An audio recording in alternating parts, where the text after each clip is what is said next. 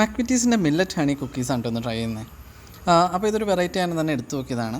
ഇതിനകത്ത് നമുക്ക് മൈദയുടെ 0% ആണ്. അതുമാതിരി തന്നെ ഇതിനകത്ത് കൂടുതൽ വരുന്നത് ജോവാർ, അതുമാതിരി തന്നെ ബാജ്റ, റാഗി, അപ്പോൾ ഇങ്ങനത്തെ മില്ലറ്റ് ടൈപ്പ് ഐറ്റംസാണ് കൂടുതലും വരുന്നത് കേട്ടോ. ഈ ഒരു പാക്കിന് 60 രൂപയാണ് കോസ്റ്റ് വരുന്നത്. നെറ്റ് വെയിറ്റ് വരുന്നത് 73.6 ഗ്രാം.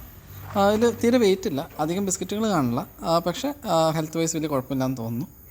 അപ്പോൾ നമുക്ക് സംഭവം ഒന്ന് ട്രൈ ചെയ്ത് നോക്കാം.